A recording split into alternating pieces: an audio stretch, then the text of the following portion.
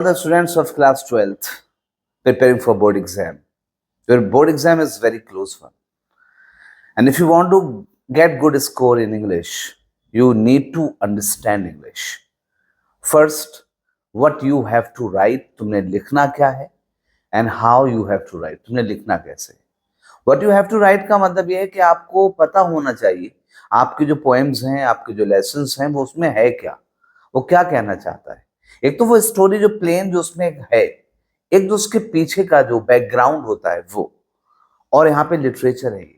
Literature जो दिखता है उससे भी ज्यादा डीप मीनिंग होता है उसका. अगर ये पोएम, अगर ये जो वीडियो आपके एग्जाम से पहले आपके पास पहुंच जाए, तो everybody, if you are there, if you are having your book, then please take your book out of your bag, and now I will teach you the second poem of yours, and that is Keeping Quiet. पुरानी वाली book में ये poem number 3 पर होगी, but here it is poem number 2, and that is Keeping Quiet. Keeping Quiet composed by Pablo Neruda. अगर मैं Pablo नेरूडा की बात करूं तो इस पोएम को अंडरस्टैंड करने के लिए आपको पहले पैब्लो नेरूडा को समझना पड़ेगा कि Pablo नेरूडा is one of the prominent figures in English literature. Yes, he is a Nobel laureate also. Whenever we talk of good quality of English literature, then we remember Pablo Neruda.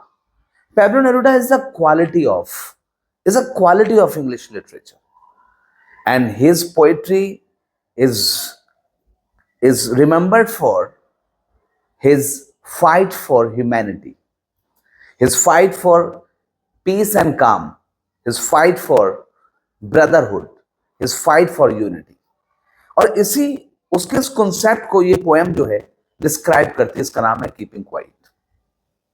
Keeping quiet है यानी कि ये वो person था जिसने अपने nation के अंदर भी, अगर he is advocating there should not be war, लड़ाई नहीं होनी चाहिए किसी भी हालत में, वो उसका ये मानना था humanity should be at the first rank, पहली रैंक पे ह्यूमैनिटी को होना चाहिए.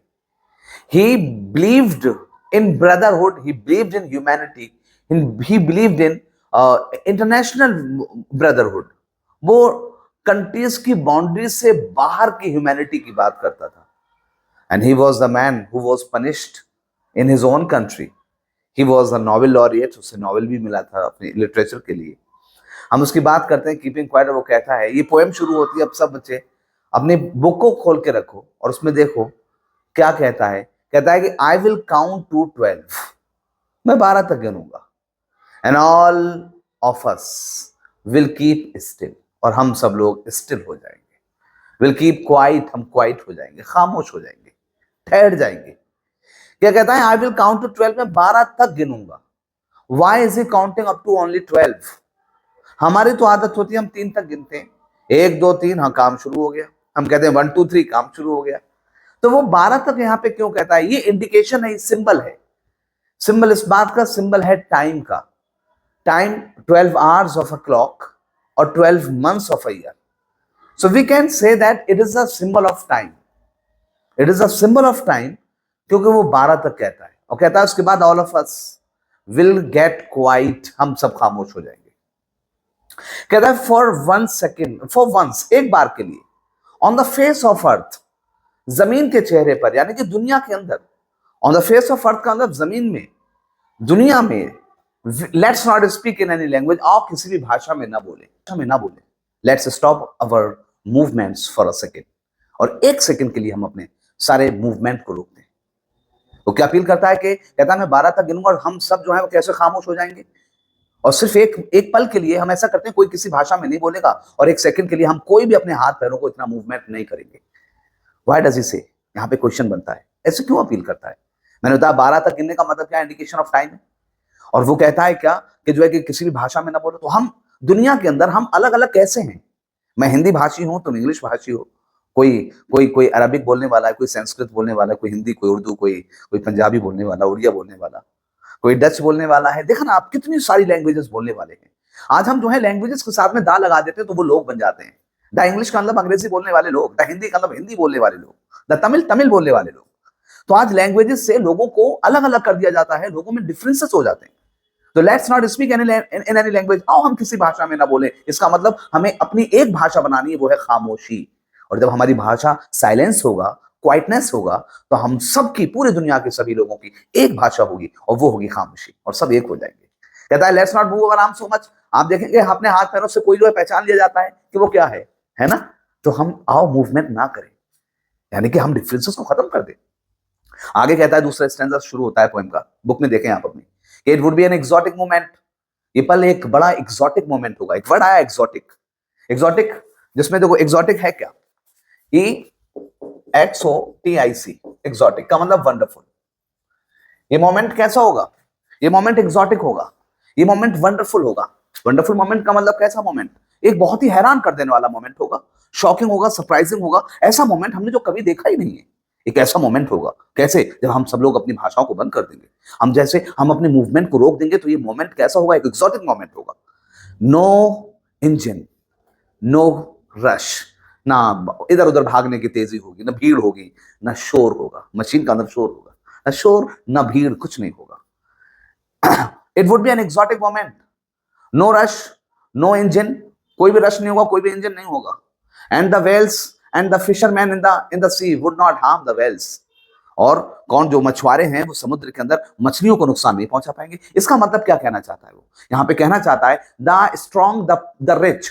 दा का मतलब, मैंने देखो एडजेक्टिव से पहले दा लगा रहा हूं, उसका मतलब हो गया लोग। द स्ट्रॉन्ग, मजबूत लोग, द रिच, अमीर लोग, would not be able to exploit, शोषण नहीं कर पाएंगे, किसको, the poor and the weak, गरीब लोगों को और कमजोर लोगों का। और कहता है and a man gathering salt, और वो आदमी जो नमक इकट्ठा करता रहता है, would see his hurt hands, उसे इतना टाइम मिलेगा कि वो अपने हाथों को देख पाएगा। क्यों, क्योंकि खामोशी होगी, कोई एक्टिविटीज नहीं होगी, सब लोग अपने काम को छोड़ कर आएंगे, सब लोग एक जैसे होंगे, सब लोग जो है पीस एंड काम के साथ होंगे, और सबका क्या होगा, एक ही जो है होगा, वो होगा खामोशी, स्टिलनेस होगा। तो जो वो आदमी जो हर वक्त काम करता रहता है, वो आदमी जो हर वक्त क्या करता रहता है, वो जो नमक बनाता रहता है, उसके हाथों में जख्म हो गए, लेकिन वो अपने काम को करने में इतना ज्यादा बिजी है कि वो अपने जख्मों को देख ही नहीं पा रहा। वो आदमी क्या करेगा, अपने जख्मों को देख पाएगा, एहसास करेगा थोड़ा, मैं क्या कर रहा हूं, क्यों कर रहा हूं, दिस इज राइट। क्या कहता है कि जो शुरू से सुनो, कहता है I will count to 12 and all will keep quiet and still and let's not speak in any language for once on the face of earth and let's not move our arm so much for a second, right. And it would be an exotic moment, ये एक exotic moment होगा, without rush होगा, without engine होगा, हाँ, और we would all be together, और हम सब साथ साथ हो जाएंगे इन अ सडन स्ट्रेंजनेस, हम सब साथ साथ हो जाएंगे, एक अजीब से स्ट्रेंजनेस में हम एक साथ हो जाएंगे। साथ मतलब हमारी सबकी खामोशी वाली भाषा होगी, एक भाषा होगी, हम सबकी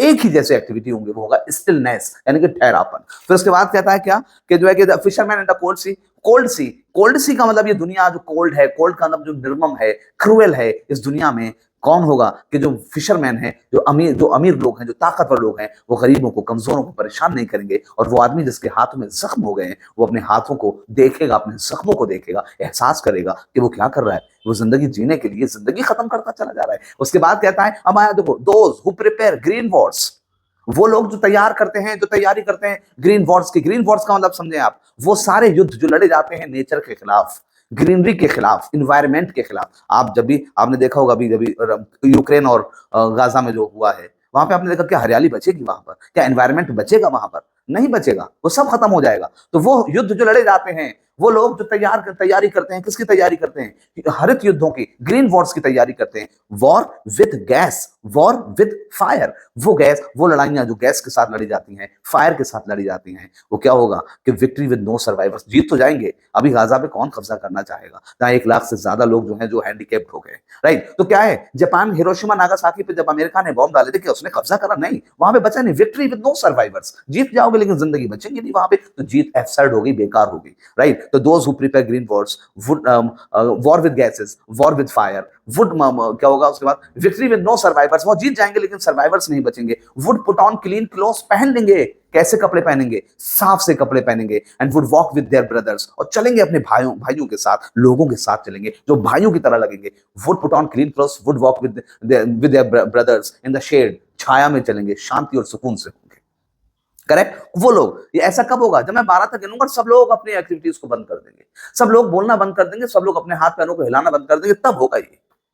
सब तब होगा क्या, स्ट्रेंजनेस होगा और सब लोग एक साथ हो जाएंगे। मोमेंट कैसा होगा, एक्सोटिक मोमेंट होगा। और उसके बाद जो है कहता है कि अच्छा, आपको जो है विद योर ब्रदर चलेंगे इन शेयर डूइंग नथिंग, और कुछ नहीं करते हुए। कहता है कि व्हेन आई जब मैं what I want should not be confused, जो मैं चाहता हूं उससे आप कंफ्यूज मत हो जाना। यानी कंफ्यूज किस बात से, अगर कोई कहता है कि कोई बोलेगा नहीं, कोई हाथ पैर नहीं हिलाएगा, तो किसी को लगेगा अरे ये तो मौत की बात हो रही है। नहीं, कह रहा है कि whatever I want should not be confused with total inactivity. I want no truck with death. मैं नहीं चाहता कोई ट्रक का मतलब यहाँ पे मुलाकात, मैं मौत से कोई मुलाकात नहीं चाहता। I want no truck with death, मैं मौत की बात नहीं कर रहा हूं। और हम यार, हम क्या सोचते हैं, अगर जिंदा है तो बोलेंगे, जिंदा है तो चलेंगे फिरेंगे। क्या शांति और सुकून से बैठना जिंदा नहीं है? क्या खामोश बैठ जाना जिंदा नहीं है? वो पॉइंट यहां पे कहता है, if we were not so single minded, अगर हम इतने सिंगल माइंडेड ना होते, संकीर्ण विचारधारा वाले ना होते, एक जैसी सोच वाले ना होते, about our lives keep moving, अपनी जिंदगियों को चलता रखने के बारे में, एंड फॉर वंस, और एक बार के लिए कुड डू नथिंग, कुछ भी ना करते, परहैप्स शायद ए ह्यूज साइलेंस, एक बड़ी सी खामोशी जो दुनिया के अंदर आती, वुड माइट इंटरप्ट, खत्म कर देती अवर सैडनेसेस, हमारे दुखों को, दो दुखों को। कौन से कहता है बुक में देखें, our sadnesses of never understanding our self, एक तो कभी खुद को ना समझ पाने वाला दुख, and threatening our self with death, और मौत से खुद को धमकाने वाला। बाद में क्या कहता है कि threatening our self with death, उसके बाद कहता है कि perhaps the earth can teach us, शायद जमीन हमें सिखा सकती है लाइफ आफ्टर डेथ, कि कैसे मौत के बाद जिंदगी। हम जमीन, आप देखेंगे जो लोग किसान हैं, जो लोग जानते हैं खेती के बारे में, वो जानते हैं एक वक्त ऐसा आता है जब जमीन बिल्कुल बैरन सी, बंजर सी हो जाती है, लेकिन जब बारिश का मौसम आता है उसमें जमीन पे पानी जाता है और जमीन फिर से जो है उपजाऊ हो जाती है, उस पर फिर हरी सी फसल उगाती है। तो आप समझ सकते हैं लाइफ आफ्टर डेथ, जमीन कैसी लगी, बिल्कुल मरी हुई लगी, लेकिन उसके बाद कैसी लाइफ आई, उसमें पहले से ज्यादा फीलिंग, पहले से ज्यादा लिवली फीलिंग्स आई। This is the beauty of, right. और वो यहाँ पे कहता है कि perhaps as when everything seems dead, जब सारी चीजें मरी हुई लगती हैं, and later proves to be alive, और बाद में ये जिंदा हो जाती है जमीन। ओके, एंड स्पेस नाउ, अब उसके बाद पोएट रुक जाता है, रुक गया, पोएम खत्म। फिर कहता है आई विल काउंट टू 12, अब मैं 12 तक गिनूंगा, एंड यू कीप क्वाइट, आप खामोश रहोगे, एंड आई विल गो, और मैं चला जाऊंगा wherever he is going. But आपको एक मैसेज देके जा रहा है, प्लीज खामोश हो जाओ, प्लीज डिफरेंसेस को खत्म कर दो, please try to understand yourself, please. उसकी अपील है हमसे, वो अपील करता है कि क्वाइट इंट्रोस्पेक्शन तो करो, एक बार आंखें बंद करो, सोचो अपने बारे में, what I am doing, what I should to be, I should be, मुझे क्या होना चाहिए। कहीं ऐसा तो नहीं है कि मैं जिंदगी जीने के लिए जिंदगी को ही खत्म कर रहा हूं। The poem, the message is that. और पावर क्या पावर दिखाते हैं आप दुनिया को, it is the message of so what is the central idea of the poem talks about quiet introspection only. The poem talks about humanity, brotherhood, unity and oneness, togetherness के बारे में बात करती है। This poem clearly says no to differences of any kind of, no differences of countries, no differences of caste and breed, no differences of religion, languages and regions you belong to, no differences. Be united, be together, be one. This is the message of the poem, right? What means exotic moment? Exotic moment is a wonderful moment. Like we come on road and we find that there is only crowd, there is only noise. अब सोचें, जब सब लोग इस message को मान लेंगे तो क्या होगा, सब तरफ खामोशी होगी, एकपन होगा, टुगेदरनेस होगा, तो कोई शोर नहीं होगा। ये मोमेंट कैसा होगा? एक्सोटिक मोमेंट होगा। समुद्र में क्या लहरें बनेंगी? नहीं। क्या आप गरीब लोग, अमीर लोग गरीबों को एक्सप्लॉइट कर पाएंगे? नहीं, सब एक साथ हैं, सब एक जैसे हैं। क्या वो आदमी जो दिन रात काम करता रहता है अपने आप को परेशान कर लिया, कि वो अपने आप को टाइम देगा? यस, देगा time. So this is a message. The poem advocates for humanity, international humanity without any boundaries, no boundary, no differences, only humanity, only togetherness. The poem is a beautiful poem. If you read it, you will find that. और सुनो, सिर्फ पास हो जाना आपके लिए marks ले आएगा, आपके मन को सेटिस्फाई नहीं करेगा। आपने इतनी अच्छी पोएम आपकी किताब में थी, आपने वो पोएम नहीं जानी, तो अंडरस्टैंड दिस पोएम। और मैं इसके बाद ये चारों पोएम पढ़ाने के बाद में मैं एक और वीडियो बनाऊंगा जिसमें मैं सारे क्वेश्चन आंसर इंपॉर्टेंट डिस्कस करूंगा पोएट्री के।